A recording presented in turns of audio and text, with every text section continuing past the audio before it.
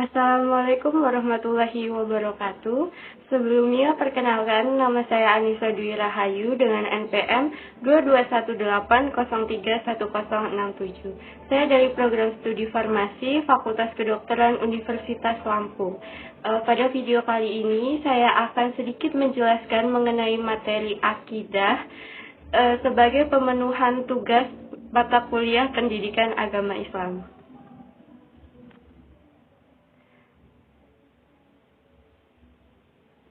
Berikut merupakan pokok bahasan yang akan dibahas pada video kali ini. Yang pertama yaitu mengenai pengertian akidah. Selanjutnya ada pokok utama dalam akidah. Berikutnya yaitu ruang lingkup akidah. Kemudian ada tingkatan akidah. Dan selanjutnya adalah syahadat sebagai pintu masuk agama Islam. Masuk ke pokok bahasan pertama yang merupakan pengertian akidah.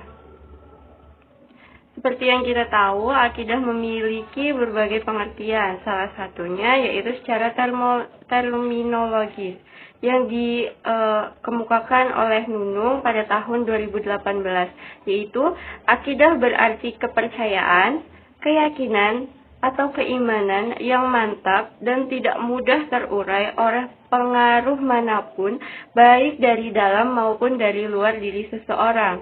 Kemudian, adapun pengertian akidah secara bahasa, yaitu akidah berasal dari bahasa Arab, yaitu akada, yang berarti ikatan atau sesuatu yang mengikat.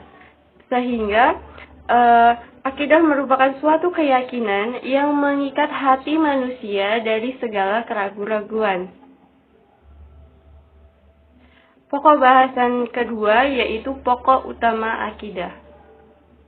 Pokok utama akidah ada dua. Yang pertama yaitu akidah merupakan keyakinan pada rukun iman, di mana akidah merupakan keyakinan di dalam hati tanpa adanya keraguan-raguan. Keyakinan ini merupakan keyakinan terhadap rukun iman yang meliputi keyakinan terhadap Allah, keyakinan terhadap malaikat, keyakinan terhadap kitab-kitab Allah, kemudian keyakinan terhadap Nabi dan Rasul, keyakinan terhadap hari kiamat, serta keyakinan terhadap qada dan qadar. Yang kedua yaitu akidah berupa amal perbuatan dalam beribadah, di mana akidah dalam ibadah meliputi cara dan proses dalam melakukan semua ibadah yang dilakukan, seperti ibadah mahdoh maupun ibadah sholat, puasa, zakat, dan ibadah khairu mahdoh, yaitu ibadah berupa hubungan muamalah. Selain itu, adapun syarat-syarat diterimanya ibadah, antara lain yaitu kita harus ikhlas melakukan segala sesuatu yang menimbulkan ibadah, yang merupakan ibadah karena Allah dalam ibadah, yaitu berdasarkan akidah Islamiyah yang benar, serta kita harus mengerjakan ibadah sesuai dengan petunjuk dari Rasulullah.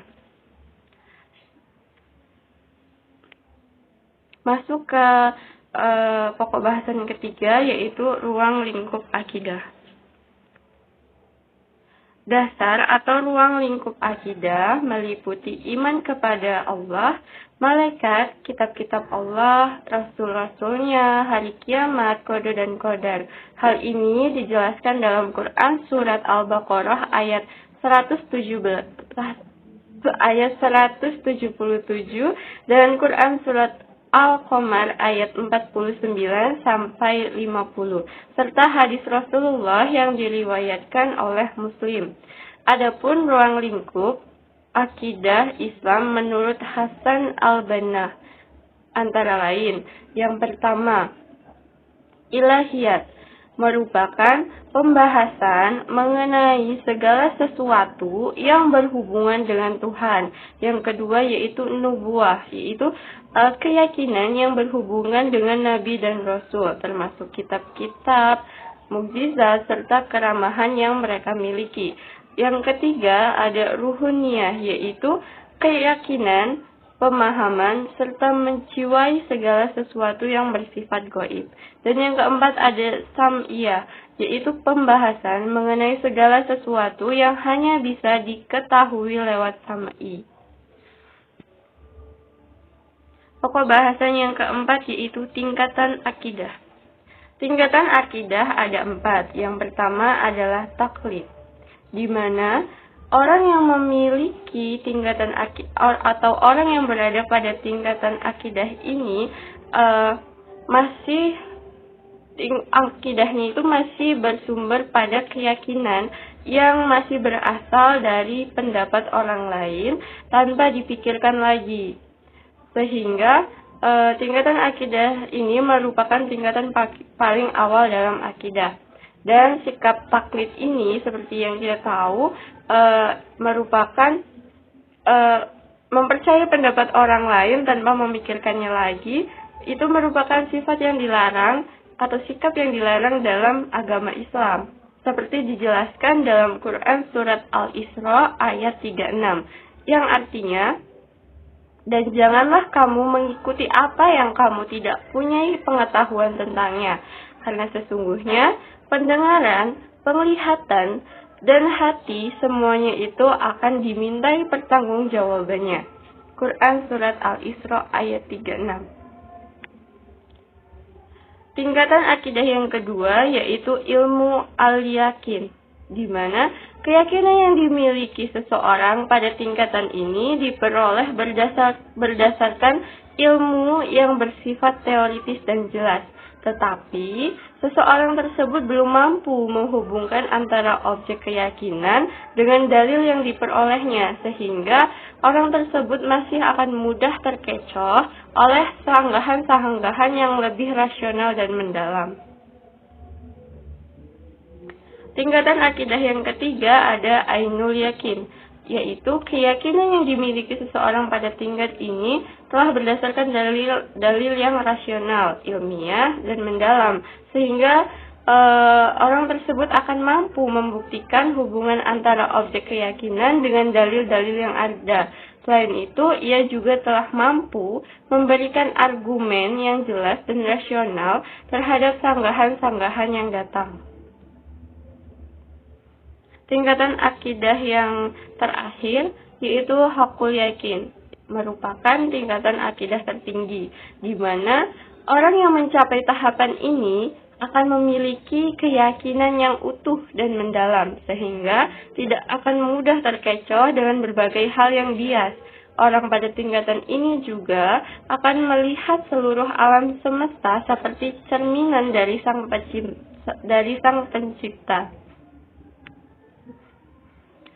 Pokok bahasan yang kelima atau yang terakhir yaitu syahadat sebagai pintu masuk agama Islam. Seperti yang kita tahu, syahadat terdiri dari 2 bagian atau 2 kalimat, yaitu asyhadu alla ilaha illallah wa asyhadu anna muhammadar rasulullah. Kalimat yang pertama merupakan syahadat kepada Allah dan merupakan kalimat tauhid, di mana syahadat ini berisikan pengakuan seorang muslim bahwa Allah satu-satunya Tuhan yang ia sembah, yang artinya hanya kepada Allah ia akan tunduk dan patuh serta berserah diri.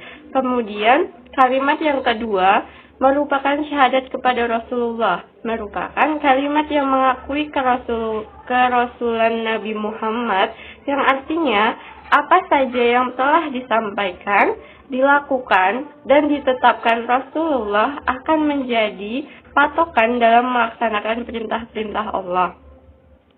Dengan demikian, syahadat merupakan pintu masuk seseorang ke dalam agama Islam, karena melalui syahadat kita telah mengakui Allah sebagai Tuhan satu-satunya yang akan kita sembah nantinya, dan mengakui Rasulullah sebagai utusan Allah yang segala perbuatannya, ketetapannya, dan apa yang telah disampaikannya sebagai patokan dalam menjalankan perintah Allah.